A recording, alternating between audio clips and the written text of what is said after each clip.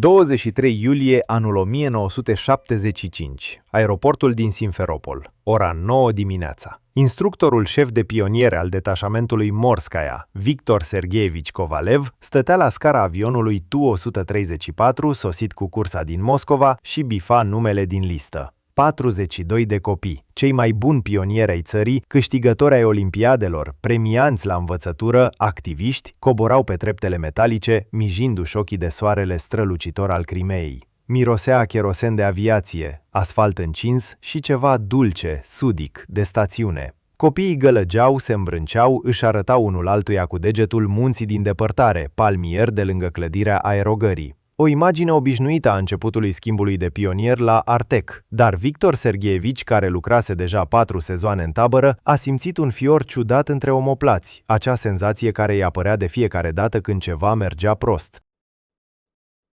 Și-a îndreptat privirea spre un grup de 12 copii care, din anumite motive, stăteau împreună, deși, conform documentelor, veneau din orașe diferite. Un băiat din Leningrad, o fată din Baku, încă unul din Minsk, 2 din Tashkent, 3 moscoviți, unul din Tbilisi, 2 din Riga, un băiat din Kiev. Nu vorbeau între ei, nu se cunoșteau, așa cum fac de obicei copiii care se întâlnesc prima dată în drum. Pur și simplu stăteau unul lângă altul, puțin mai în lateral față de ceilalți, și priveau în tăcere într-un singur punct, spre vârful lui Ayudag, muntele Ursului, care se înălța ca o siluetă întunecată deasupra mării. Victor Sergeevici s-a apropiat și toți 12 și-au întors capetele în direcția lui simultan, sincron, ca la comandă. 12 perechi de ochi s-au fixat asupra lui, nu ostil, nu speriat, doar atent, cercetător. Instructorul a avut o senzație neplăcută, ca și cum ar fi fost străpuns cu raze X. Copii, bine ați venit la Artec! Mă numesc Victor Sergeevici, sunt instructorul șef al detașamentului Morskaya. Acum ne vom urca în autobuze și vom merge la tabără. Drumul va dura aproximativ o oră, așa că instalați-vă confortabil, a rostit el cu voce veselă, așa cum vorbea cu toate schimburile noi. Ceilalți copii au început să gălăgească vesel, s-au îndreptat spre autobuze cu plăcuțe ale diferitelor orașe. Dar acești 12 au continuat să stea fără să se miște din loc. Unul dintre ei, un băiat înalt și slab de vreo 14 ani, cu o claie de păr închis la culoare și ochi ciudat de deschiși, a făcut un pas înainte. În bilet scria Sasha Morozov, Leningrad, școala numărul 239 cu studiu aprofundat al matematicii, câștigător al Olimpiadei orășenești de fizică. Știm, a spus el cu o voce uniformă lipsită de intonații, și s-a îndreptat spre autobuz, ceilalți 11 în urma lui. Autobuzele au pornit și pe geamuri au început să se deruleze peisajele Crimeei, coline arse de soare, vii, alei de chiparoși, sate în trecere cu căsuțe văruite. La radio cânta melodia Înălțați-vă rugurile nopți albastre și copiii cântau împreună, făceau cu mâna mașinilor venite din sens opus, se certau pentru locul de la fereastră. Atmosfera obișnuită a începutului de schimb. Svelana Igorevna Poliakova, instructoarea de 26 de ani a detașamentului 3, stătea în spatele autobuzului și își observa elevii. Era al 3-lea sezon al ei la Artec după absolvirea Institutului Pedagogic din Herson. Îi plăcea această muncă, zgomotul valurilor, parfumul magnoliilor, râsul copiilor, cornurile și tobele, șezătorile de noapte lângă foc. Dar acum, atenția ei era captată de acel grup ciudat de 12 copii, dintre care 4 ajunseseră în detașamentul ei. Stăteau în mijlocul autobuzului, fără să vorbească nici între ei, nici cu alți copii. Nu se uitau pe geamuri, nu cântau, nu făceau zgomot, pur și simplu stăteau privind în fața lor, ca și cum ar fi fost cufundați în gândurile lor. Fata din Baku, Gyulnara Alieva, în vârstă de 12 ani, așa cum scria în documente, ținea pe genunchi un album de desen și mișca mecanic creionul pe hârtie, fără să se uite la ce iese. Svetlana s-a ridicat încet și s-a apropiat, uitându-se peste umărul ei. Ceea ce a văzut a făcut-o să tresară. Fata nu desena peisajul de la fereastră și nici flori. Pe hârtie apărea un model ciudat, cercuri concentrice care se extindeau din centru și niște simboluri între ele asemănătoare unor rune vechi sau scrieri de neînțeles. Desenul era executat cu o precizie și detaliere care păreau imposibile pentru un copil care desenează fără să se uite. Gyulnara, Ce este asta?" a întrebat Svetlana încercând să pară degajată. Fata și-a ridicat ochii spre ea, negri, fără fund, cu o strălucire aurie ciudată în adâncul pupilelor. Este ceea ce cheamă, a răspuns ea și și-a coborât din nou privirea pe album, continuând să deseneze.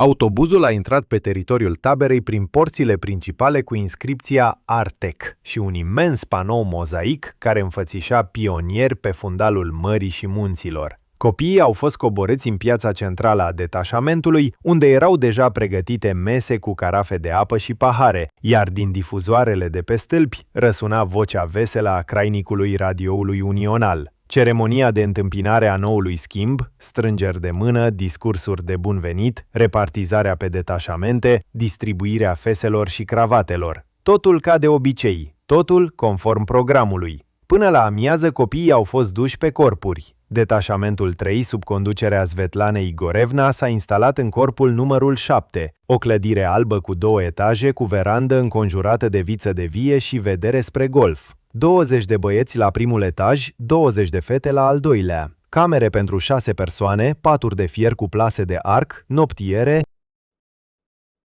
chiuvetă comună la capătul coridorului. Pe pereți, portrete ale lui Lenin și Brejnev, afișe cu îndemnuri, pionierul, exemplu pentru toți copiii și a învăța și iar a învăța. Mirosea lenjerie proaspăt spălată, clor și sare marină, care pătrundea prin ferestrele deschise. Svetlana a trecut prin camere verificând cum s-au instalat copiii. În majoritatea domnea haosul obișnuit al primei zile. Lucruri împrăștiate, certuri pentru paturile de lângă fereastră, îmbrânceli și râsete. Dar camera numărul 3 era liniștită. Acolo se instalaseră 4 copii din acel grup ciudat. Sasha Morozov din Leningrad, băiatul din Minsk pe nume Pavel Gromov și cei 2 din Tashkent, frații Rustam și Timur Karimov. Stăteau în tăcere pe paturile lor, deja făcute cu precizie militară, și se priveau unul pe altul. Nu vorbeau, chiar se priveau. Svetlana a înghețat în pragul ușii, cuprinsă de un sentiment ciudat. I s-a părut că între copii se desfășoară un fel de dialog fără sunete.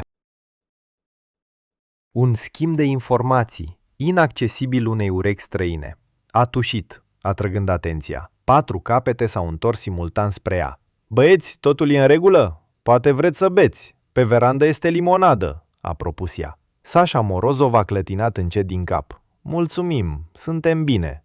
Și toți 4 s-au privit din nou unul pe altul. Seara a avut loc prima linie de formare a schimbului. 320 de copii s-au aliniat în piața centrală a detașamentului, îmbrăcați în uniforma de paradă, cămăși albe, fuste sau pantaloni scurți albaștri, cravate roșii, fese. Soarele la apus colora marea în nuanțe aurii și roz, munții se întunecau pe fundalul cerului, deasupra golfului strigau pescărușii. Trompetistul a intonat semnalul, tobarii au bătut ritmul, steagul detașamentului s-a ridicat pe catarg. Copiii au început să cânte imnul. Înălțați-vă rugurile nopți albastre, noi pionieri, copii ai muncitorilor. Svetlana stătea lângă detașamentul ei și iar se uita la acei 12. Stăteau în rând, fără să iasă în evidență din masa generală, dar nu cântau. Buzele lor se mișcau, repetând cuvintele în tăcere, dar vocile nu se auzeau. Și toți 12 priveau într-un singur punct, spre vârful lui Ayudag, unde, în razele soarelui la apus, ceva sclipea ciudat, ca și cum ar fi ars un foc acolo. După formare a fost cina în cantină, un imens pavilion cu coloane și ferestre cu vitralii, tăvi de aluminiu, farfurii cu terci de hrișcă și chiftele, pahare cu compot din fructe uscate, pâine în coșulețe împletite. Murmurul a sute de voci de copii, ciocănitul lingurilor și furculițelor, râsete, conversații. Svetlana stătea la masa instructorilor încercând să mănânce, dar nu avea poftă. Lângă ea stătea Victor Sergeevici, și el întunecat și gânditor. Ai observat acei 12? A întrebat el încet, aplecându-se spre ea. Am observat, a dat din cap Svetlana. Sunt ciudați, prea liniștiți, prea sincronizați. Parcă sunt legați de ceva. Victor a sorbit compot, s-a uitat în jur. Am verificat documentele lor. Biletele au fost eliberate în diferite orașe de diferite organizații. Nu aveau cum să se cunoască înainte de azi. dar se comportă ca și cum s-ar cunoaște de o viață. După cină, Svetlana a plecat să verifice corpul înainte de stingere. Copiii se pregăteau de somn, se spălau, își periuțau dinții, se culcau în paturi. Pe coridor se răspândea mirosul pastei de dinți gemciug și al săpunului de rufe. Cineva șoptea, cineva chicotea, cineva căsca deja somnoros. Imagine obișnuită. Dar când Svetlana a privit în camera numărul 3, a văzut ceva care a provocat fiori pe șira spinării. Cei 4 băieți zăceau în paturile lor, nemișcați, cu ochii deschiși, fixați spre tavan. Nu dormeau și nu erau treji. Se aflau într-o stare intermediară, ca și cum corpurile lor erau aici, iar conștiința undeva departe. Svetlana s-a apropiat de patul lui Sasha Morozov, l-a atins de umăr. Sasha, ești bine?" Băiatul a clipit, și-a întors încet capul, s-a uitat la ea și în ochii lui pentru o clipă au strălucit stele. Noaptea târziu, în jurul orei 2, Svetlana s-a trezit dintr-o senzație ciudată. Dormea într-o cameră mică pentru instructor la primul etaj al corpului și de obicei nimic nu-i putea tulbura somnul adânc după o zi încărcată. Dar acum ceva nu era în regulă. Aerul din cameră părea mai dens, mai greu decât de obicei. La fereastră era un întuneric de nepătruns, nici stele, nici lună, doar zgomotul valurilor jos la stânci. Și undeva în depărtare, un vuiet jos, la limita auzibilității, asemănător cu funcționarea unui transformator imens sau a motorului unui submarin. Svetlana s-a ridicat și-a pus halatul și a ieșit pe verandă. Aerul cald al nopții mirosea a sare marină, iod și magnolii la sfârșit de înflorire. Greierele stridulau în tufe, undeva lătra un câine. O noapte obișnuită de Crimea. Dar vuietul nu se oprea și la el se adăuga altceva, mișcare pe plajă, jos. Svetlana a coborât scara de piatră care ducea la golf. Treptele erau umede de roa nopții, trebuia să se țină de balustradă. Și când a ieșit pe plajă, picioarele s-au oprit singure, fără să asculte de comanda de a merge mai departe. Pe mal, chiar la marginea apei, stăteau 12 copii. Stăteau în semicerc, cu fața spre mare, ținându-se de mâini. Picioarele goale, cămășile albe de noapte fluturau în briza ușoară. Luna, invizibilă cu un minut înainte, a apărut brusc de după nori, scăldând golful în lumina argintie. Și în această lumină, Svetlana a văzut ceva ce a făcut-o să-și apese palma de gură, înnăbușindu-și țipătul. Deasupra capetelor copiilor plutea o strălucire slabă, nu de la lună, nu de la stele, ci de undeva din interiorul lor, o sclipire albăstruie pulsând într-un ritm ciudat. Și cântau, nu un cântec obișnuit, sunete guturale ciudate care formau o melodie imposibil de memorat sau reprodus. Svetlana stătea ca vrăjită, incapabilă să se miște din loc. Cântecul a durat aproximativ 1 minut, apoi s-a stins. Strălucirea s-a stins. Copiii și-au eliberat mâinile și s-au întors. Sasha Morozov s-a uitat direct la instructoare, ca și cum știa că ea era acolo tot acest timp. "Ați văzut?" a spus el. Nu era o întrebare. "Ce a fost asta?" a șoptit Svetlana.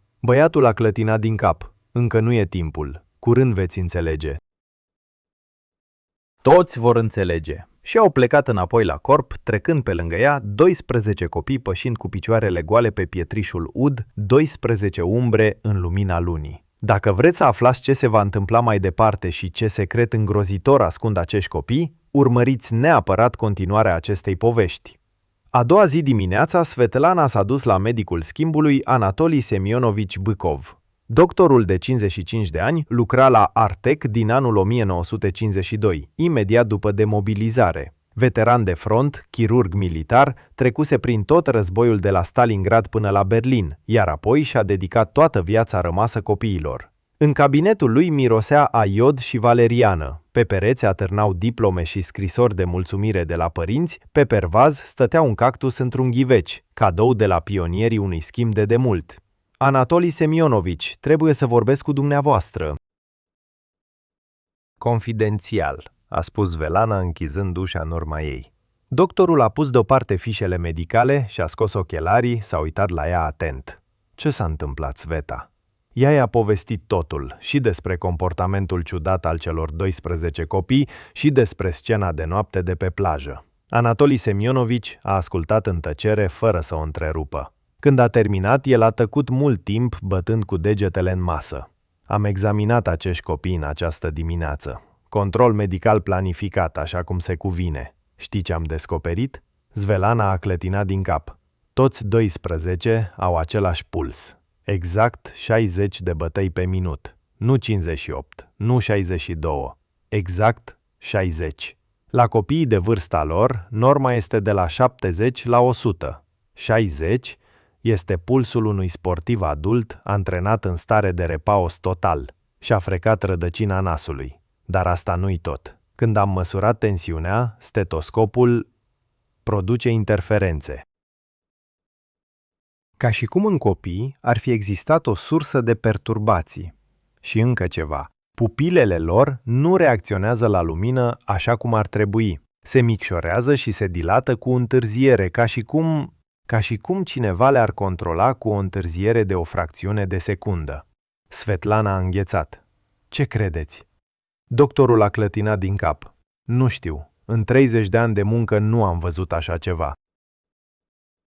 Dar voi observa. Și tu, fii atentă. Scrieți în comentarii dacă v-ați întâlnit vreodată cu copii care se comportau ciudat, nu după vârstă, ca și cum ar fi știut ceva inaccesibil adulților. Poate că poveștile voastre vor ajuta la dezlegarea acestui mister. În seara aceleiași zile a apărut o persoană nouă în tabără. S-a prezentat ca Igor Petrovici Cernich, instructor de educație fizică din Simferopol, trimis să le locuiască pe un coleg bolnav. Un bărbat înalt, bine făcut, de vreo 40 de ani, cu ținută militară și privire atentă, pătrunzătoare a ochilor cenușii. Dar Victor Sergeevici, care văzuse în viața lui oameni de tot felul, a înțeles imediat. Acesta nu era deloc profesor de sport. Mișcări prea sigure, o privire prea rece, evaluatoare. Prea multe întrebări despre exact acei 12 copii. Tovarășul Cernich era dintre cei pe care în popor îi numeau de la biroul secret și apariția lui aici, exact acum, nu era o coincidență.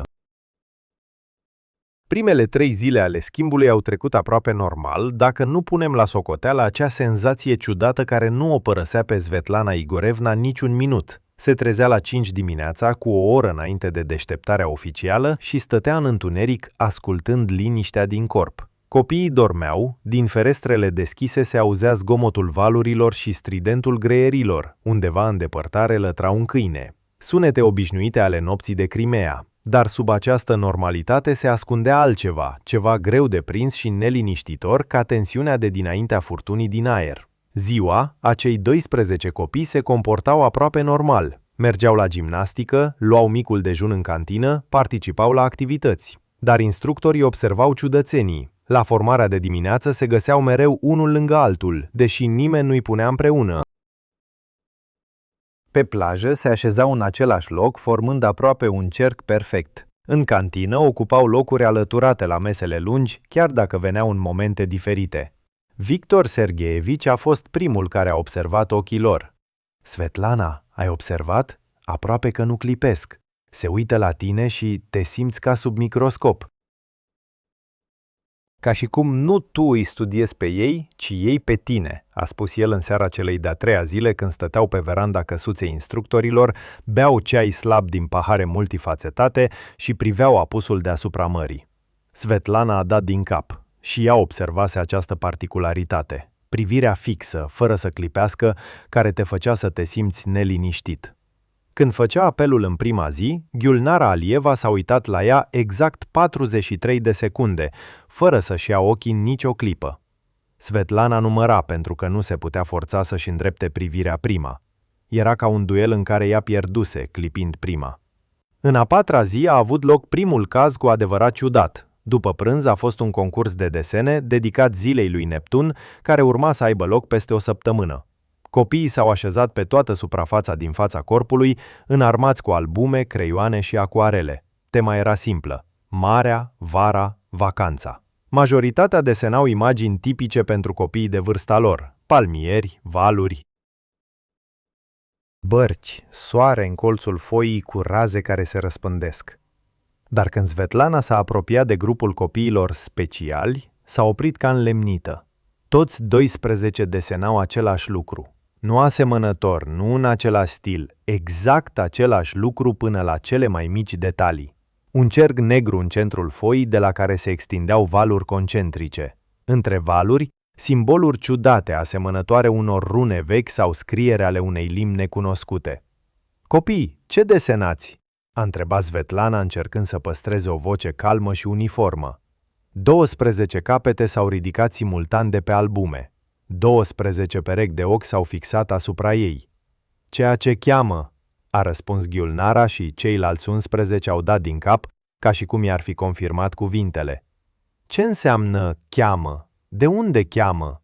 Sasha Morozov și-a ridicat încet mâna și a arătat în direcția mării, acolo unde dincolo de orizont se ascundea ceva invizibil. De acolo, de dincolo de margine.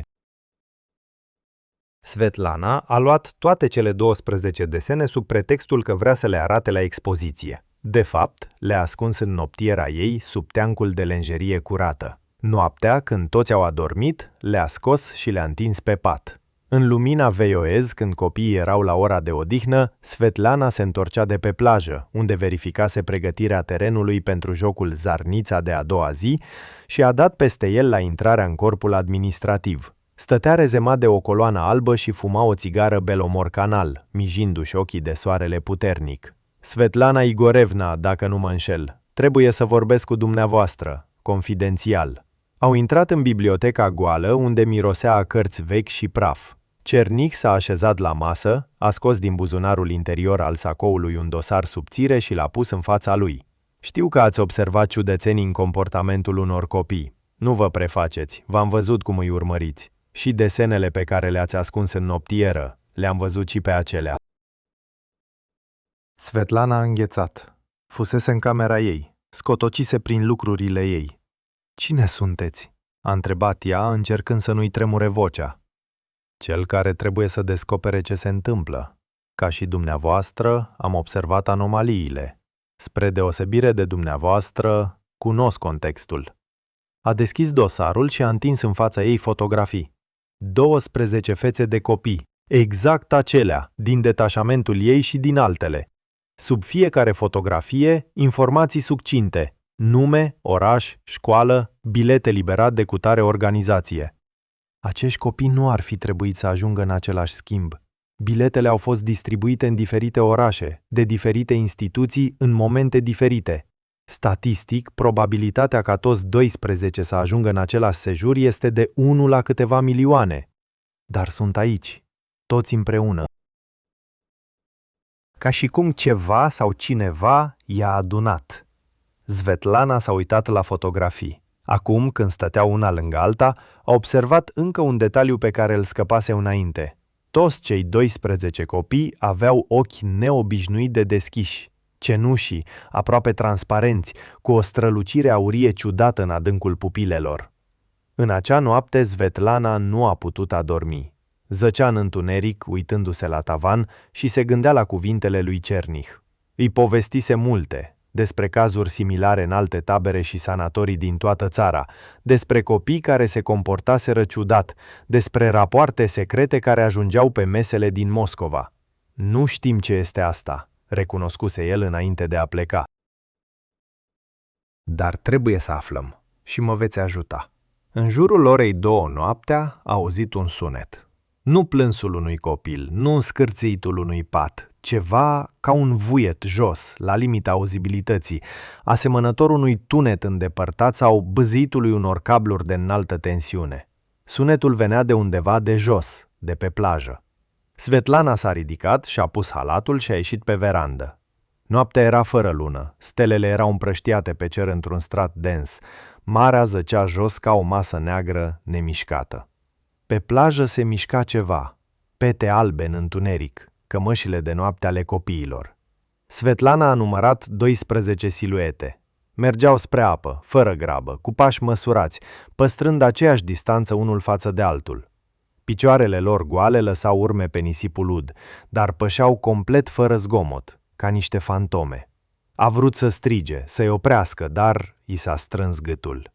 Ceva din interiorul ei, un instinct străvechi, îi spunea, nu interveni. Doar privește. Copiii s-au oprit la marginea apei, s-au întors cu fața spre mare și au început să cânte.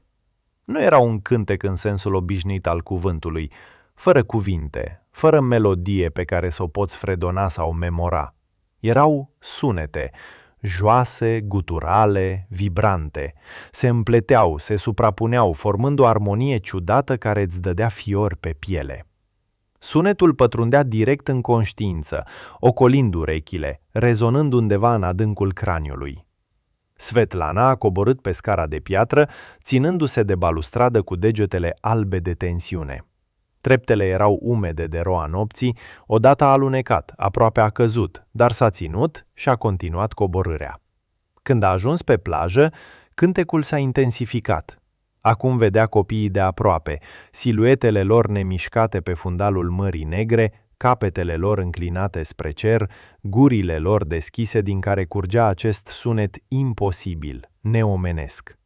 Deasupra lor, direct în aer, plutea o strălucire slabă, albăstruie, pulsând într-un ritm care părea cunoscut.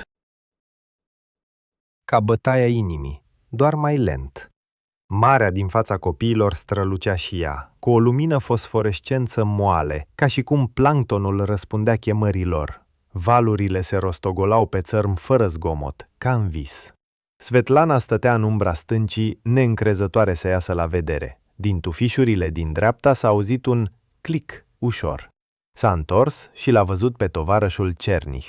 Ținea în mâini un magnetofon Vesna, un aparat voluminos cu bobine de bandă care bâzia înfundat, înregistrând ce se întâmpla. Fața lui în întuneric era palidă, încordată, ochii nu se dezlipeau de copiii de pe mal. Cântecul a continuat aproximativ 7 minute. Apoi, sunetul a început să se stingă, strălucirea s-a stins și copiii, ca trezindu-se dintr-o transă, și-au coborât capetele și s-au uitat în jur. Sasha Morozov a observat-o primul pe Svetlana. S-a uitat la ea și în ochii lui nu era surpriză sau frică, doar un fel de înțelegere străveche, obosită.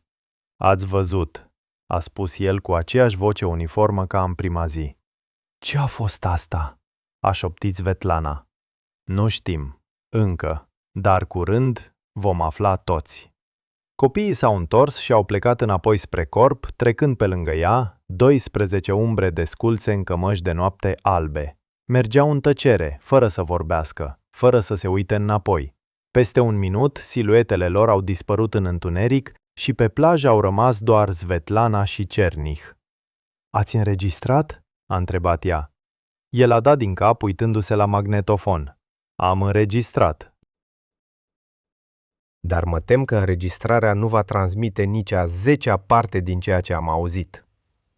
Stăteau pe plaja pustie, ascultând zgomotul valurilor și amândoi înțelegeau. Nu mai era cale de întoarcere. Deveniseră martori la ceva ce depășea limitele înțelegerii lor și acum trebuiau să meargă până la capăt. Scrieți în comentarii dacă vi s-a întâmplat vreodată să fiți martori la ceva inexplicabil, ceva ce v-a făcut să vă îndoiți de imaginea obișnuită a lumii. A doua zi dimineața, Svetlana s-a dus la medicul schimbului Anatoli Semionovici Bâcov. După noaptea fără somn se simțea distrusă, dar știa, trebuia să acționeze. Doctorul a primit-o în cabinetul său plin de dulapuri cu medicamente și mirosind a valeriană. După ce a ascultat povestea ei despre evenimentele din noapte, a tăcut mult timp frecându-și rădăcina nasului. Știți, Svetlana Igorevna, am făcut un examen suplimentar al acestor copii. Fără știrea lor, în timpul consultului planificat, am luat analize de sânge. A deschis dosarul de pe masă, a scos câteva foi cu coloane de cifre tipărite. Uitați-vă singură. Nivelul de melatonină, hormonul produs de glanda pineală, depășește norma de 20 de ori. Asta e pur și simplu imposibil pentru copii sănătoși. Astfel de indicatori apar doar în cazul unor tulburări endocrine grave, dar nu există alte simptome. Ce înseamnă asta? A întrebat Svelana. Doctorul a clătinat din cap. Nu știu. Glanda pineală este încă un mister pentru știință. Cei vechi o numeau al treilea ochi. Credeau că prin ea sufletul este legat de corp. Știința, desigur, respinge această mistică, dar faptele, iată-le în fața dumneavoastră. 12 copii cu indicatori anormali identici. 12 copii care se comportă ca un organism unic. Nu este o coincidență. Spre seară a sosit la tabără o mașină din Simferopol, o Volga neagră cu geamurile acoperite. Din ea a coborât o femeie de vreo 40 de ani într-un costum gri sobru, cu părul scurt și ochi cenușii reci. S-a prezentat ca și capitanul Larisa Vladimirovna și a mers imediat la Cernih pentru o ședință închisă. Svelana nu a fost invitată la această ședință, dar i-a văzut pe fereastră corpului administrativ, doi oameni în civil aplecați peste harta taberei și o stivă de documente. Noaptea din nou nu a dormit. Stătea de pază, așezată pe verandă, înfășurată într-un pled de lână. În jurul orei 1 a auzit pași, ușori, aproape fără zgomot. Copiii mergeau din nou spre mare, dar de data aceasta nu erau 12, ci 13. În centrul procesiunii mergea o fată din detașamentul 2, care nu făcea parte din grupul inițial. Svelana a recunoscut-o, Mașa Stepanova din Gorki, o elevă eminent liniștită și timidă. Ieri era normală, azi mergea împreună cu ceilalți, la fel de detașată, cu aceeași privire goală. Fenomenul se răspândea. Dacă vreți să aflați ce s-a întâmplat mai departe și ce adevăr îngrozitor ascundea această noapte, urmăriți neapărat continuarea poveștii.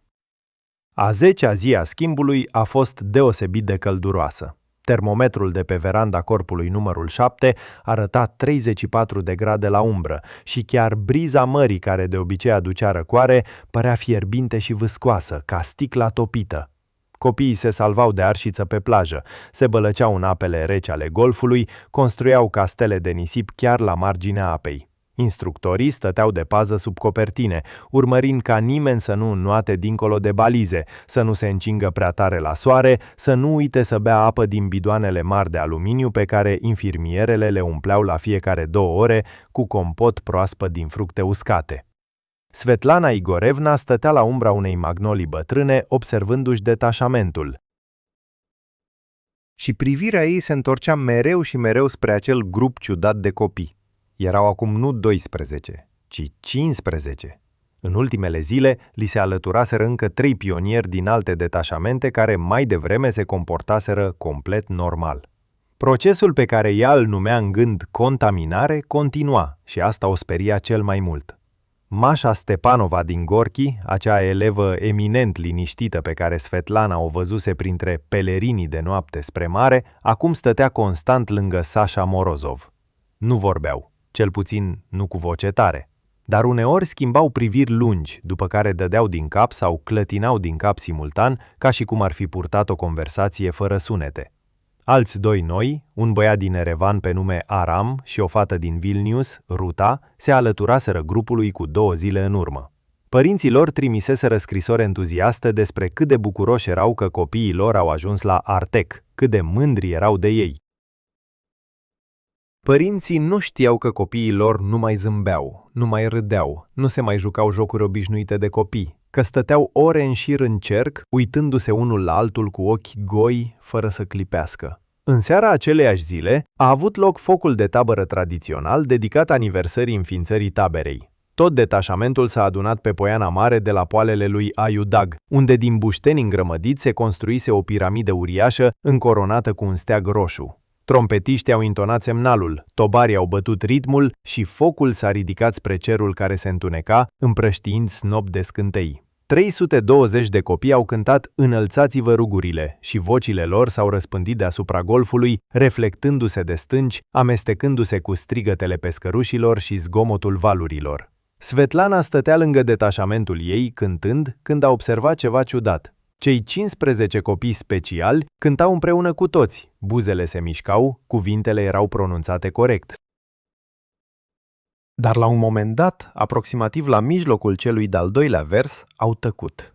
Toți 15, simultan, ca și cum cineva ar fi apăsat un buton invizibil. Privirile lor s-au îndreptat în sus, spre cer, unde încă nu se aprinseseră stelele, dar apăruseră primele sclipiri ale amurgului.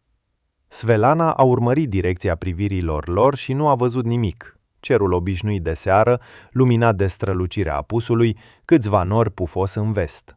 Dar copiii se uitau acolo cu atâta concentrare, cu atâta atenție încordată, ca și cum vedeau ceva inaccesibil celorlalți. Cântecul s-a terminat, a început altul, vulturul, apoi cartoful, apoi cuplete vesele despre viața pionierilor. Copiii râdeau, băteau din palme, săreau peste micile focuri, așa cum cerea tradiția. Dar acei 15 rămâneau nemișcați, înghețați, ca niște statui de ceară. Fețele lor erau luminate de reflexele flăcărilor și în această lumină pâlpâitoare păreau neomenește de frumoși și neomenește de străini. Tovarășul Cernih a apărut lângă Svetlana fără zgomot, ca o umbră. Ea a tresărit, simțindu-i prezența doar când a vorbit. "Ați observat?" a întrebat el, uitându-se la grupul speciali.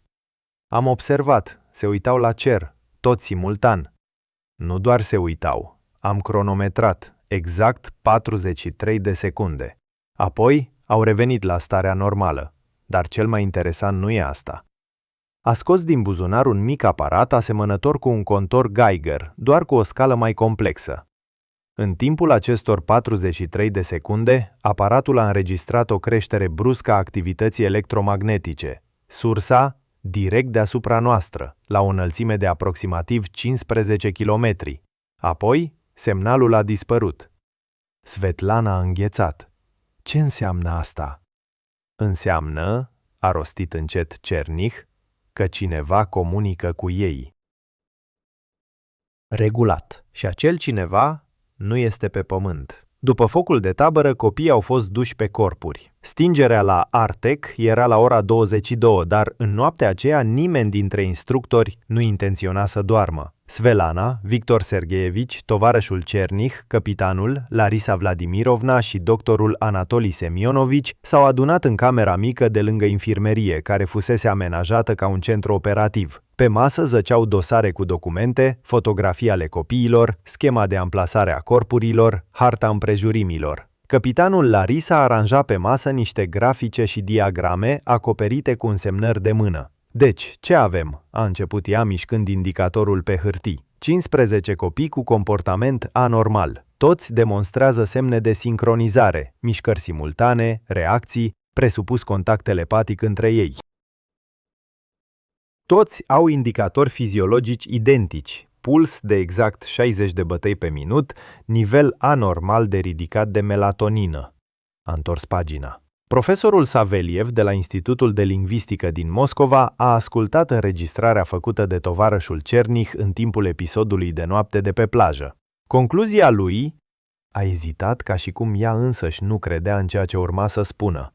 Concluzia lui este aceasta: nu este o limbă umană cunoscută, dar este o limbă, cu propria gramatică, sintaxă, sistem fonetic. După structură, seamănă cu proto-indo-europeana reconstituită, dar cu elemente pe care profesorul le-a numit imposibile pentru aparatul vocal uman. Copiii pronunță sunete pe care fizic nu le pot pronunța copiii de vârsta lor. Anatoli Semionovici a clătinat din cap. Am examinat laringele și corzile vocale la câțiva dintre ei. Anatomic, totul e în regulă, dar ei cumva modifică sunetul, trecându-l prin sinusurile nazale și, probabil, prin oasele craniene. Este ca și cum ar folosi tot capul ca un rezonator. În acel moment ușa s-a deschis brusc. În prag stătea gâfâind instructorul de serviciu din detașamentul vecin. "Tovarăși, acolo pe plajă, au ieșit din nou, dar de data asta sunt mai mulți." Toți s-au repezit spre ieșire. Noaptea era fără lună, stelele erau împrăștiate pe cer într-un covor dens și Calea Lactee se întindea ca un râu strălucitor de la orizont la orizont. Marea zăcea jos ca o masă neagră nemișcată, doar la țărm strălucea cu o lumină fosforescență moale. Pe plajă stăteau copii. Svetlana a numărat 27 de persoane, aproape de 2 ori mai mulți decât dimineața. Stăteau în 2 cercuri concentrice, cel exterior din 12 persoane, cel interior din 15. În centrul cercului interior se afla Sasha Morozov. Mâinile lui erau ridicate spre cer, ochii închiși, buzele se mișcau, dar nu scoteau niciun sunet. Ceilalți stăteau nemișcați, cu capetele înclinate pe spate, ca și cum așteptau ceva. Și atunci a început cântecul. Nu imediat, mai întâi un vuiet jos, la limita auzibilității, asemănător cu funcționarea unui motor uriaș undeva adânc sub pământ sau, dar în același timp, rămâneau separate, distincte. Nu era un cântec în sensul obișnuit, era un cor în care fiecare voce conducea propria parte și toate părțile se împleteau într-un întreg, creând o structură sonoră de o complexitate incredibilă. Svetlana a simțit cum pământul de sub picioare începe să vibreze, nu puternic, abia perceptibil, dar ritmic, în tact cu acest cântec imposibil. S-a uitat spre tovarășul Cernich, acesta stătea palid ca pânza, apăsând la ureche un aparat. Capitanul Larisa scria ceva repede într-un carnet, mâinile ei tremurau vizibil. Deasupra copiilor a apărut o strălucire, nu intensă, abia vizibilă pe fundalul cerului înstelat, o aureolă albăstruie pulsând în ritmul cântecului. Se ridica de la cercul copiilor în sus, formând o coloană de lumină sclipitoare care se pierdea în cer atât de departe încât capătul ei se pierdea printre stele. Și înăuntrul acestei coloane ceva se mișca. Svetlana și-a mijiit ochii încercând să distingă și a văzut umbre, siluete semi-transparente asemănătoare unor figuri umane, dar prelungite, disproporționate, cu membre care se îndoiau în locuri greșite. Alunecau înăuntrul coloanei de lumină, coborând de sus ca pe o scară invizibilă. Doamne, minte! A șoptit doctorul Bicov, făcându-și semnul crucii cu mâna tremurândă. Ce e asta? Ce e asta? Nimeni nu a răspuns. Toți priveau imaginea incredibilă care se desfășura în fața lor. Cântecul continua. 27 de voci de copii se împleteau într-o melodie ciudată, imposibil de memorat sau reprodus, care pătrundea direct în conștiință, ocolind urechile, rezonând undeva în adâncul craniului. Era simultan frumos și înspăimântător, fascinant și respingător. Scrieți în comentarii dacă vi s-a întâmplat vreodată să auziți muzică care provoca astfel de sentimente contradictorii, admirație și frică în același timp. Figurile din interiorul coloanei de lumină coborau tot mai jos. Acum puteau fi văzute mai bine, ființe semi-transparente, formate din ceață sclipitoare, amintind vag de oameni, dar prea înalte, prea slabe, cu capete disproporționat de mari și membre lungi. Erau 7 sau 8, era greu de spus exact, pentru că se mișcau constant, ba contopindu-se unele cu altele, ba separându-se din nou. Sasha Morozov și-a deschis ochii. În ei nu erau albi și pupile, doar stele, nesfârșite risipiri de stele, galaxii, nebuloase, vid cosmic. Băiatul se uita la adulții care observau de pe stâncă și în privirea lui se citea ceva de nespus de vechi, ceva ce existase cu mult înainte de umanitate și va exista când umanitatea nu va mai fi. Buzele lui s-au deschis și a vorbit. Nu cu voce de copil, ci cu multiple voci simultan suprapunându-se, creând un cor ciudat, armonios. Voi vedeți, voi observați, e bine, vrem să înțelegeți. Noi nu suntem dușmani, noi suntem cei care au venit mai devreme, cei care au semănat semințele. Acum semințele au răsărit. Acești copii sunt un pod, prin ei vorbim, prin ei auzim, prin ei pregătim rasa voastră pentru întâlnire. Svetlana a făcut un pas înainte fără să înțeleagă ce face. Întâlnire cu cine? A întrebat ea și vocea ei a sunat neașteptat de tare în tăcerea care se lăsase. Sasha, sau ceea ce vorbea prin Sasha, și-a întors capul în direcția ei. Ochii înstelați se uitau direct la ea, prin ea, în adâncul ființei ei. Cu noi, cu cei care v-au creat. Cu cei care se vor întoarce. Figurile din interiorul coloanei de lumină au coborât și mai jos, aproape atingând capetele copiilor din cercul exterior. Una dintre ele a întins ceea ce putea fi considerat o mână, un membru lung, semitransparent, cu un indiciu de degete, și a atins fruntea fetiței din grupul din Riga.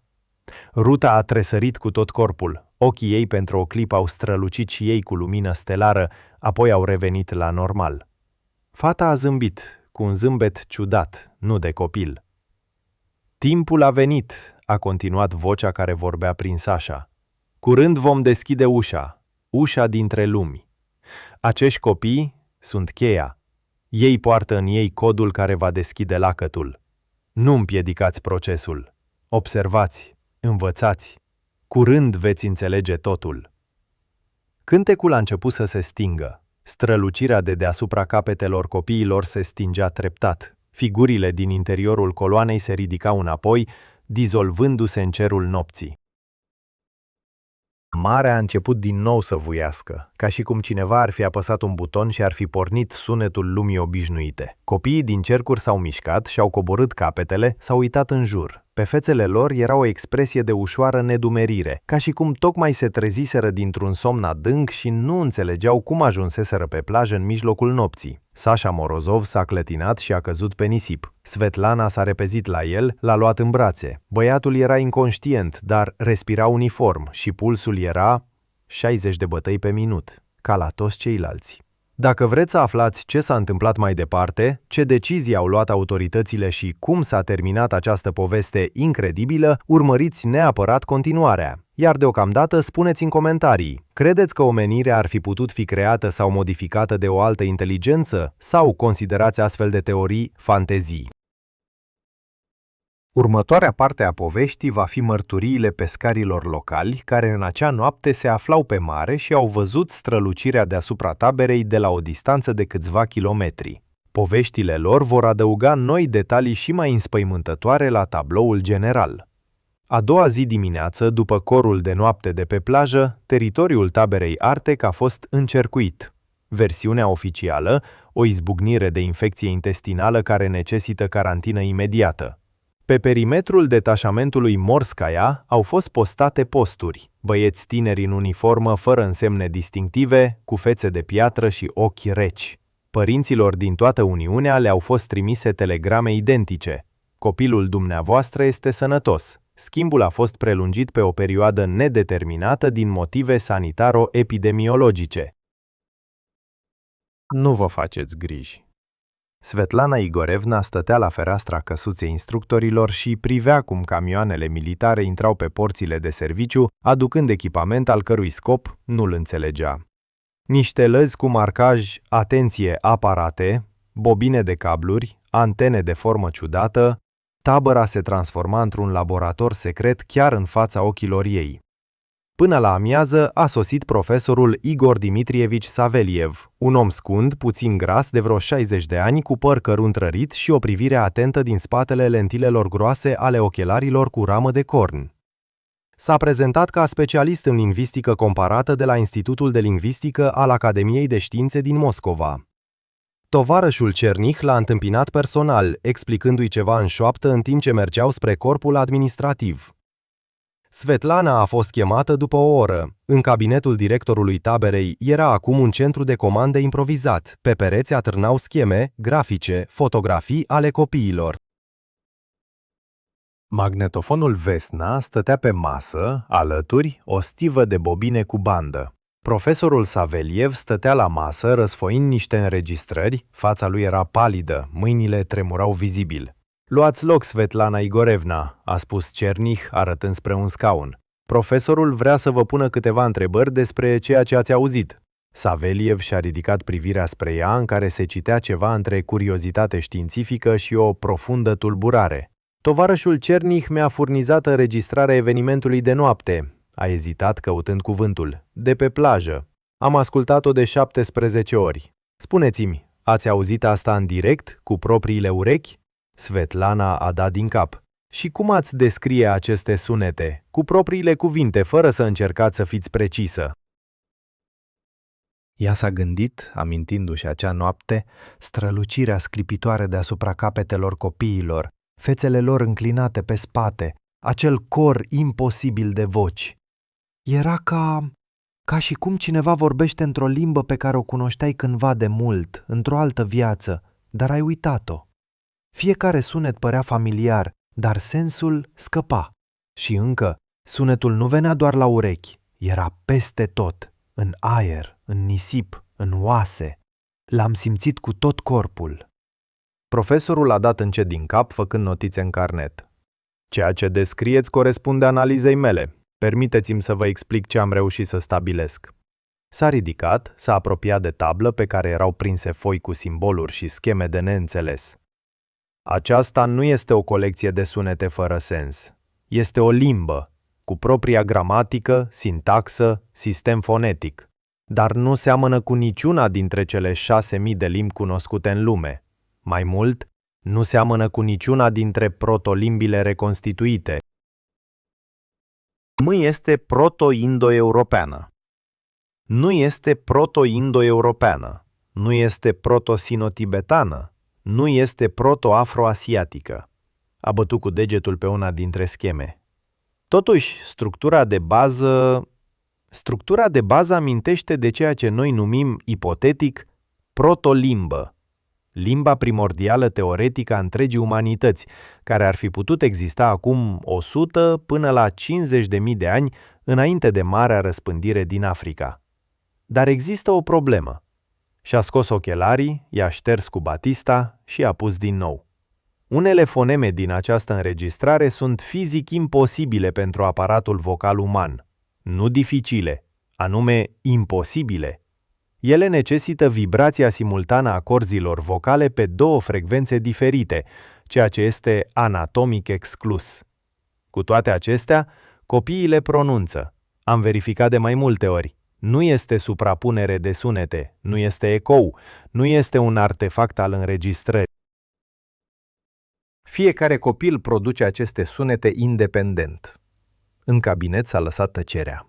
La fereastră strigau pescărușii, vuia marea, undeva în depărtare râdeau copii, obișnuiți, neatinși de fenomen, care nu înțelegeau ce se întâmplă și percepeau carantina ca pe o aventură neașteptată. Cernich a rupt primul tăcerea. Ce înseamnă asta, profesore? În practică. Saveliev a ridicat din numeri. În practică înseamnă că avem de-a face fie cu cea mai mare mistificare din istorie, fie cu ceva ce știința nu este încă în stare să explice. După ședință, Svetlana a fost lăsată să plece, dar a fost rugată să nu plece nicăieri și să fie gata pentru chemare în orice moment. A ieșit pe verandă, a inspirat adânc aerul sărat al mării, încercând să-și revină. Lumea din jur arăta la fel ca acum o săptămână. Cer albastru, chiparoși verzi, corpuri albe, copii râzând. Dar ceva fundamental se schimbase, ceva în însăși țesătura realității se crăpase și prin această crăpătură se întrezărea ceva străin, de nepătruns. A coborât pe plajă unde noaptea trecută stătuseră copiii cântând. Nisipul era obișnuit, pietriș gri deschis, amestecat cu scoici. Nici o urmă de strălucire, nici un cerc ars, nimic, doar peștele mort. Era mult, corpuri argintii de hamsi, guvizi, stavride, aruncate de valuri pe țărm. Îngrijitorii deja îl strângeau în saci. Dar mirosul încă stătea, mirosul dulceag, greață al descompunerii. Toți peștii din golf au plutit cu burta în sus, s-a auzit o voce din spate. Svetlana s-a întors. Lângă ea stătea Victor Sergeevici, palid, cu cercuri întunecate sub ochi. Am vorbit cu pescarii locali. Au văzut strălucirea deasupra taberei de pe mare de la o distanță de 3 kilometri. Spun că coloana de lumină urca direct spre cer, până la stele, și apoi totul s-a terminat și au descoperit că toți peștii într-o rază de 1 kilometru erau morți. Niciunul viu. Bătrânii spun, așa a fost doar odată, în anul 1944, când germanii testau ceva în aceste ape. A scos o țigară, a aprins-o, a tras adânc din ea. Svetlana, lucrez cu copii de 12 ani. Am văzut de toate, și talentați, și dificili, și bolnavi, dar asta e cu totul altceva. Nu sunt bolnavi. Sunt altfel. Și mi-e frică să mă gândesc ce va fi când vor crește. Spre seară, echipa medicală care sosise împreună cu echipamentul a început examinarea copiilor speciali. Erau deja 27. Fenomenul continua să se răspândească. Fiecare copil era adus pe rând la infirmerie, transformat în laborator. Li se lua sânge, li se măsura tensiunea, li se verificau reflexele, li se făcea electroencefalogramă.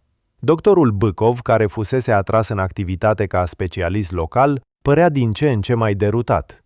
Toți indicatorii fizici sunt în normă, raporta el seara la ședință. Puls, tensiune, temperatură, reflexe, totul ca la copii sănătoși obișnuiți. Dar activitatea glandei pineale a pus pe masă o stivă de tipărituri cu grafice. Glanda pineală, epifiza, de obicei prezintă activitate doar noaptea, producând melatonină. La acești copii funcționează non-stop, la capacitate maximă. Nivelul melatoninei din sânge depășește norma de 15-20 de ori. Și ce înseamnă asta? A întrebat Cernich. Doctorul Bâcov a ridicat din numeri. Sincer, nu știu. Glanda pineală este unul dintre cele mai misterioase organe. Cei vechi o numeau al treilea ochi, locașul sufletului. Descartes credea că prin ea sufletul se conectează cu corpul. Știința modernă privește sceptic aceste teorii, dar faptul rămâne fapt. Încă nu înțelegem toate funcțiile epifizei. Posibil că hiperactivitatea ei este cumva legată de ceea ce demonstrează acești copii. Capitanul Larisa Vladimirovna, care până atunci ascultase în tăcere, s-a aplecat înainte. Doctore, dacă ar trebui să descrieți starea acestor copii într-un singur cuvânt, care ar fi? Bâcov s-a gândit și a frecat rădăcina nasului. Modificați. Nu sunt bolnavi, nu sunt traumatizați, nu sunt infectați, sunt pur și simplu modificați. Ca și cum cineva ar fi făcut un upgrade al software-ului, dacă folosim o analogie cu calculatoarele. Târziu seara, Svetlana a fost chemată la unul dintre copiii speciali. Era Ruta Balodis din Riga, chiar fata a cărei frunte fusese atinsă de una dintre figurile luminoase în timpul ritualului de noapte. Din momentul acelei atingeri, nu mai rostise niciun cuvânt, doar stătea pe pat privind într-un singur punct. Nu reacționa nici la mâncare, nici la apă, nici la încercările de a vorbi cu ea. Medicii se temeau că fata intrase într-o stupoare catatonică, dar toți indicatorii fizici rămâneau în normă. Încercați dumneavoastră, i-a spus doctorul Bicov Svetlanei. Sunteți singura dintre adulți pe care o recunoșteau înainte. Poate va funcționa. Svetlana a intrat în salon. Ruta stătea pe pat în colț, cu genunchii trași la piept, cuprinzându-i cu mâinile. Părul ei deschis la culoare era răvășit, privirea era îndreptată undeva prin perete. Ruta? Ruta, draga mea, sunt Svetlana Igorevna. Mă ții minte? Nicio reacție. Svetlana s-a așezat lângă ea pe pat, i-a luat cu grijă mâna. Pielea era rece, nefiresc de rece pentru un om viu. Dar pulsul se simțea, uniform, lent, 60 de bătăi pe minut. Și atunci Ruta a vorbit. Fără să-și întoarcă capul, fără să-și schimbe poziția, pur și simplu a început să vorbească cu o voce liniștită, monotonă, deloc asemănătoare cu vocea unei fetițe de 12 ani. Mi-au arătat, a spus ea. Mi-au arătat de unde am venit. Mi-au arătat încotro mergem. Noi suntem semințe. Ne-au semănat de mult, foarte de mult. Acum e timpul să încolțim. Scrieți în comentarii dacă ați visat vreodată vise în care ați văzut ceea ce nu puteați ști, locuri pe care nu le-ați vizitat niciodată, evenimente care încă nu s-au întâmplat. Svetlana a simțit cum un fior i-a trecut pe șira spinării. Cine sunt ei, Ruta? Cei care veneau noaptea. Fata și-a întors în sfârșit capul. Ochii ei, ochi albaștri obișnuiți de fetiță letonă, au strălucit pentru o clipă cu lumină aurie, apoi au redevenit normali. Ei sunt cei care au fost înaintea omului, cei care l-au făcut pe om. Au plecat de mult, dar ne-au lăsat pe noi, adormiți, așteptând. Când stelele s-au aliniat corect, ne-am trezit. Curând vom deschide ușa dintre lumi, și atunci ei se vor întoarce. Când? A șoptit Svelana. Când se va întâmpla? Ruta a clătinat încet din cap. Curând, foarte curând. Suntem aproape gata. A mai rămas puțin. Avem nevoie de mai multe voci pentru cor. Trebuie ca melodia să devină mai puternică. Când va răsuna în plin, ușa se va deschide. S-a întors din nou uitându-se la perete. Conversația s-a încheiat. A doua zi a avut loc o ședință de urgență.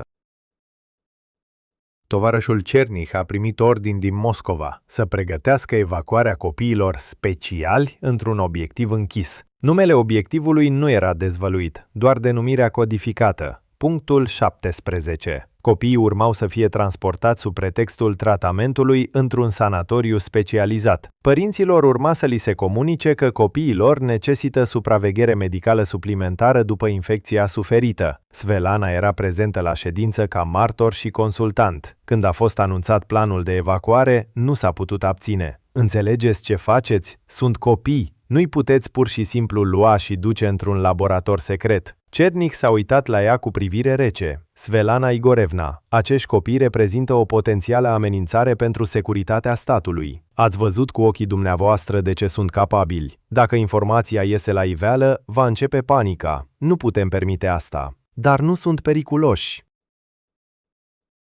Ați auzit ce a spus Ruta? Nu sunt dușmani. Ei sunt...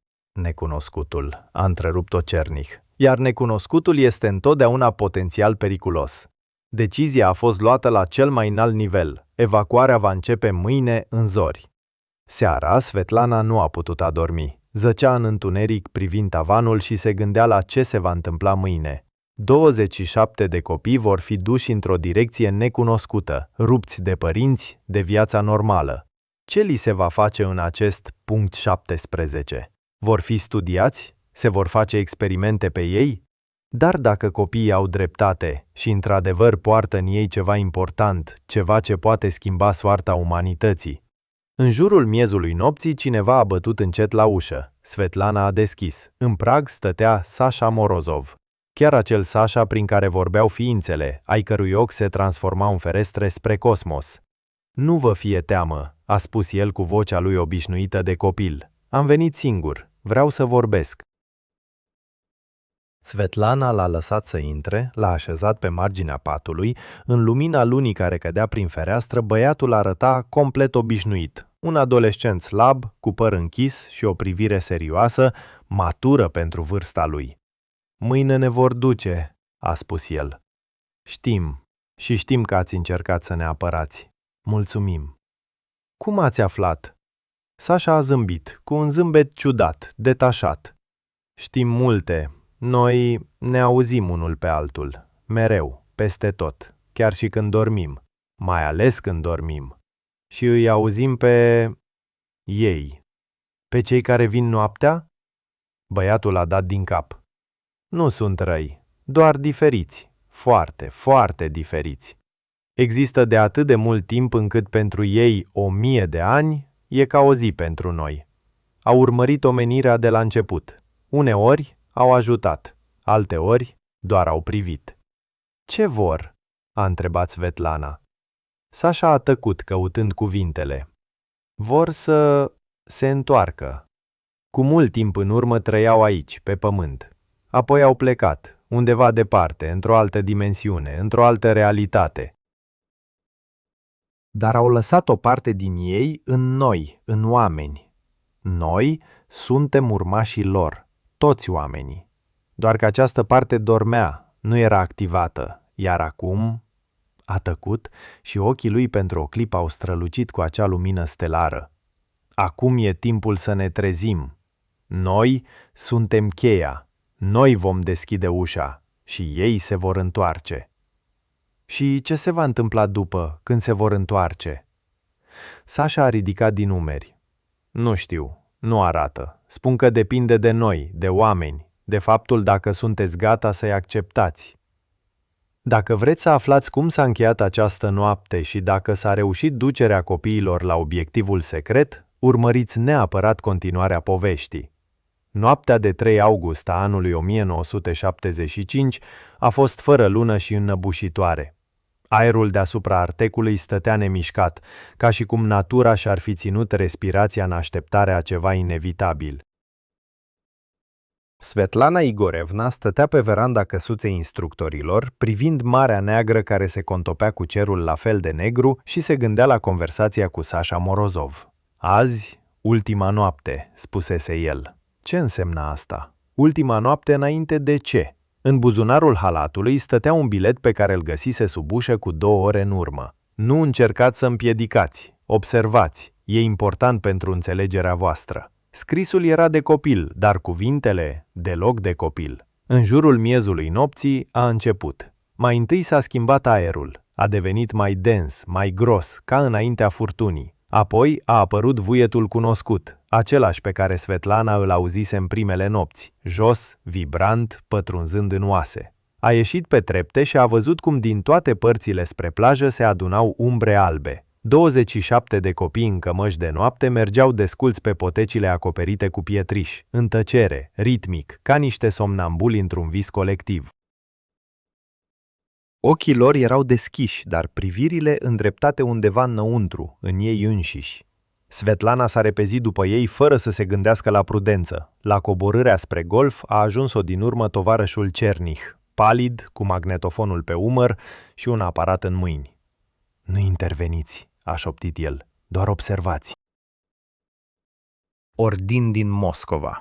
În urma lui veneau capitanul Larisa Vladimirovna și 2 oameni în civil pe care Svetlana nu-i mai văzuse. Doctorul Bâcov a apărut ultimul, gâfâind după mersul rapid cu părul cărunt răvășit. Toți au coborât pe plajă și s-au oprit la o distanță respectuoasă de copii care se aliniaseră deja în 3 cercuri concentrice. În centru stătea Sasha Morozov, lângă el Ghiulnara Alieva, Ruta Balodis și încă câțiva copii pe care Svetlana îi cunoștea după nume: Pavel din Minsk, frații Karimov din Tashkent, Aram din Erevan. Fețele lor în întuneric păreau măști de alabastru, nemișcate și frumoase. Marea din fața lor a început să strălucească, cu o lumină fosforescență moale care se extindea, ocupând o suprafață din ce în ce mai mare a oglinzii apei. Lumina se ridica din adâncuri, ca și cum acolo, pe fundul golfului, s-ar fi aprins mii de felinare subacvatice. Și atunci copiii au început să cânte. Nu semăna cu corurile de noapte precedente, acelea fuseseră repetiții.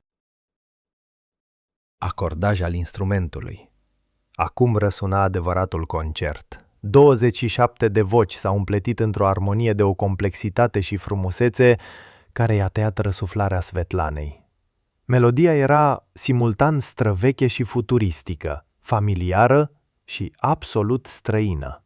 Deasupra capetelor copiilor a apărut strălucirea, o coloană de lumină albăstruie care urca vertical spre cerul nopții. În interiorul coloanei ceva se mișca, se răsucea în spirală, forma imagini. Svetlana a văzut stele, nu acelea care sclipeau pe bolta cerească, ci altele situate în constelații necunoscute.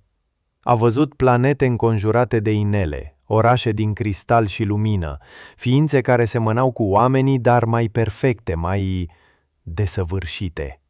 Viziunile se schimbau una după alta cu viteza unui caleidoscop și fiecare purta în sine un sens, un mesaj.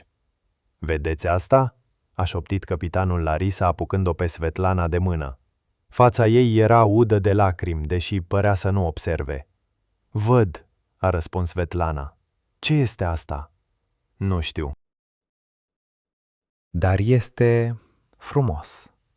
Cântecul continua, crescând, umplând tot spațiul golfului, reflectându-se de stânci, pierzându-se în mare, și apoi, în centrul coloanei de lumină, au apărut ei. Aceleași figuri pe care Svetlana le mai văzuse, siluete semitransparente formate din ceață sclipitoare, dar acum erau mai mulți, mult mai mulți.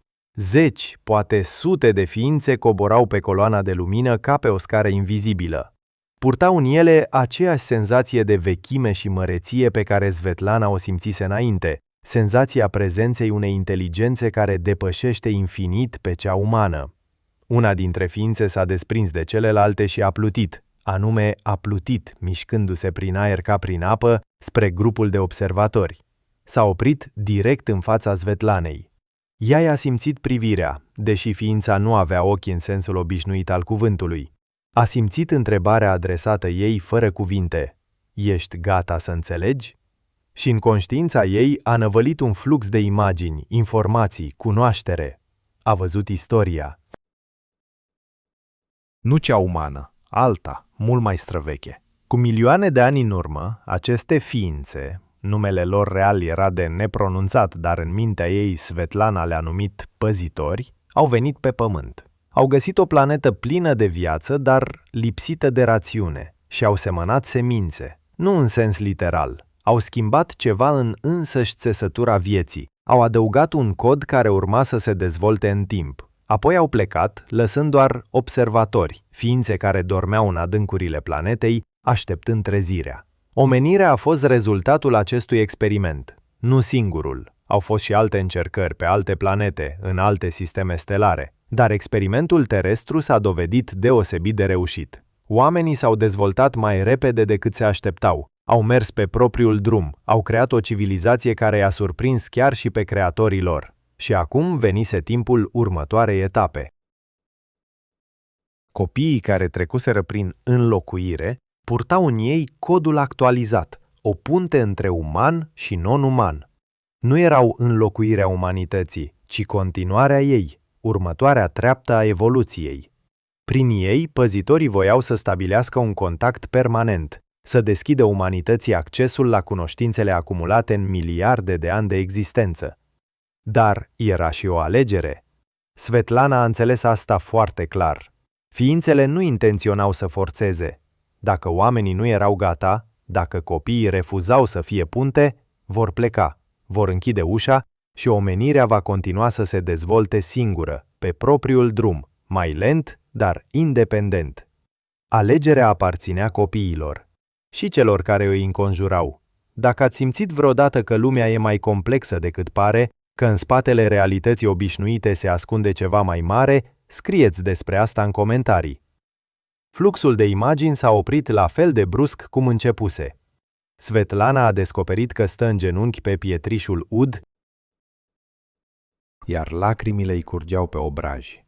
Lângă ea, tovarășul Cernih, capitanul Larisa, doctorul Bâcov, toți în aceeași stare.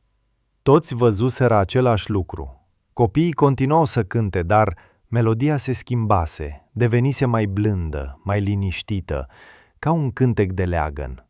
Ființele pluteau în aer deasupra lor și în mișcările lor se citea așteptarea, decizia.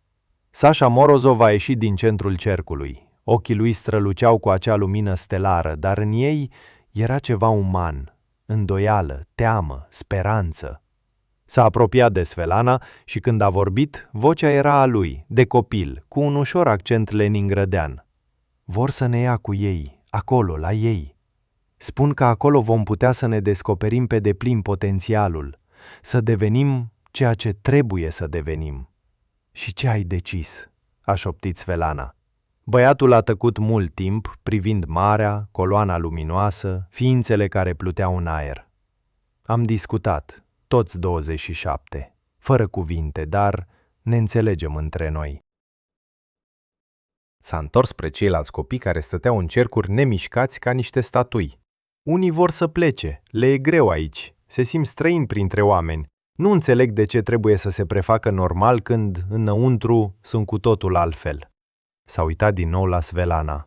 Dar majoritatea vrea să rămână. Aceasta e casa noastră, părinții noștri, prietenii, țara noastră. Iubim acest loc, chiar dacă nu ne înțelege întotdeauna. Și mai... A ezitat căutând cuvintele. Credem că putem schimba lumea în bine, nu plecând, ci rămânând, nu devenind străini, ci rămânând oameni. Oameni care știu puțin mai mult decât ceilalți. Este decizia finală? Sasha a dat din cap. Finală. Le spunem nu. Noi rămânem. S-a întors spre ființe și a rostit ceva în acea limbă ciudată pe care copiii o foloseau în cântecele lor de noapte. Cuvintele sunau solemn, ca un jurământ sau o renunțare. Ființele au înghețat. Coloana de lumină a tremurat, pentru o clipă s-a estompat și apoi Svetlana a auzit răspunsul, direct în conștiința ei, clar și distinct. Vă respectăm alegerea. Veți rămâne ceea ce ați decis să fiți, dar ușa nu se va închide complet. Când va veni timpul, când veți fi gata, ne vom întoarce, iar până atunci, trăiți, învățați, iubiți, deveniți mai buni. Voi sunteți speranța și mândria noastră. Strălucirea a început să se stingă. Ființele urcau pe coloana de lumină înapoi, dizolvându-se în cerul nopții. Marea se stingea, revenind la culoarea ei obișnuită neagră. Stelele au apărut din nou pe cer, stele obișnuite, pământești. Și tăcere, o tăcere adâncă, răsunătoare, în care se auzea doar zgomotul valurilor. Copiii au început să-și revină, se uitau în jur, își frecau ochii, unii căscau ca și cum tocmai se treziseră. "Unde suntem?" a întrebat fetița din grupul din Riga, Ruta Balodis. "Cum am ajuns pe plajă?" Nu-și amintea. Nimeni dintre ei nu-și amintea. Doar Sasha Morozov stătea deoparte, privind cerul, și în ochii lui încă ardeau ultimele reflexe ale luminii stelare. S-a uitat la Svetlana și a zâmbit ușor, cu un zâmbet adult, înțelegător. "Mulțumim," a spus aproape fără glas, "pentru că ați fost alături, pentru că nu ați încercat să împiedicați, pentru că ați înțeles." Apoi a clipit și ochii lui au devenit obișnuiți, cenușii de adolescent, puțin derutați. Svetlana Dag și-a scăldat golful în lumina aurie, la Artec a început o zi obișnuită de tabără. Copiii luau micul dejun în cantină, râdeau, se îmbrânceau, se certau pentru locul din rând pentru porție suplimentară de terci, nimeni dintre ei nu-și amintea evenimentele din noapte, nimeni nu vorbea despre vise ciudate sau viziuni. Chiar și acei 27 care trecuseră prin toate astea se comportau ca niște pionieri sovietici obișnuiți, zgomotoși, curioși, plini de energie. Dar Svetlana observa schimbări, mici, abia perceptibile, dar reale. Copiii deveniseră mai buni unul cu altul. Cei care înainte se băteau sau se certau, acum se împăcau mai repede, fără intervenția adulților. Premianții îi ajutau pe cei rămași în urmă, fără să fie îndemnați. La discotecă au invitat să danseze o fată de care înainte râdeau din cauza greutății în plus. Fleacuri, desigur, dar din fleacuri se construiește lumea. Tovarășul Cernih a plecat în aceea zi, luând cu el toate înregistrările, benzile și documentele. La despărțire a luat-o pe Svetlana deoparte și i-a spus: "Ce ați văzut este secret de stat de cea mai înaltă categorie. Veți semna un document de nedivulgare, termenul 50 de ani. "Și după?" a întrebat ea. El a ridicat din numeri. "După, cine știe? Poate lumea va fi gata să afle adevărul." Poate nu. Capitanul Larisa Vladimirovna a plecat imediat după, fără să-și ia rămas bun. Doctorul Bâcov a rămas până la sfârșitul schimbului, observând copiii, făcând notițe într-un caiet gros. Profesorul Saveliev s-a întors la Moscova, dar, după zvonuri, nu a reușit niciodată să explice fenomenul limbii în care cântau copiii. Și-a petrecut restul vieții încercând să descifreze înregistrările și a murit în anul 1989, fără să găsească răspunsuri.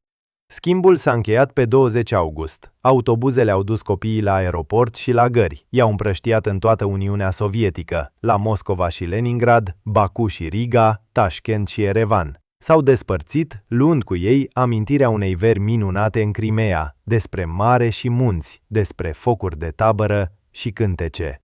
Și nimeni dintre ei nu-și amintea noaptea de 3 august. Nimeni, în afară de Svetlana. 50 de ani mai târziu, în anul 2025, Svetlana Igorevna Poliakova trăiește într-o căsuță la marginea Sevastopolului. Are 76 de ani, dar este încă vioaie, activă, cu mintea limpede. În fiecare dimineață iese pe verandă și privește marea, aceeași mare care cândva strălucea cu lumina albastră sub picioarele copiilor care cântau. Urmărește soarta celor 27. Nu e greu în era internetului. Sasha Morozov a devenit fizician, lucrează la Institutul Unit de Cercetări Nucleare din Dubna. Lucrările lui despre teoria câmpului cuantic sunt citate în toată lumea. Gulnara Alieva este o artistă cunoscută. Picturile ei sunt expuse în cele mai mari galerii. Criticii le numesc ferestre spre alte dimensiuni. Ruta Balodis a devenit doctor, a dezvoltat o nouă metodă de tratament a bolilor neurologice la copii. Frații Karimov au construit la Tashkent o școală pentru copii talentați. 2 dintre cei 27 au dispărut, pur și simplu au plecat într-o zi și nu s-au mai întors. Au fost căutați, dar nu au fost găsiți. Svetlana crede că știe unde au plecat, acolo unde îi chema inima de la bun început, acolo unde sunt așteptați. Uneori, în nopțile calde de august, iese pe plajă și stă la marginea apei privind stelele. Marea vuiește la picioarele ei, miroase a iod și sare, undeva în depărtare clipește luminița unei bărci de pescari. Și îi se pare, doar îi se pare, înțelege ea, că aude un cântec îndepărtat. acel cor de voci de copii împletindu-se într-o melodie de o frumusețe de nespus. Un cântec care continuă să răsune undeva în univers, legând lumile prin fire invizibile. Ușa nu s-a închis, doar așteaptă. Dacă această poveste v-a emoționat la fel cum ne-a emoționat și pe noi, vizionați neapărat și celelalte investigații de pe canalul nostru. Povestim despre misterele trecutului sovietic, despre experimente secrete, despre copii cu capacități neobișnuite, despre locuri cu energie și zone anormale.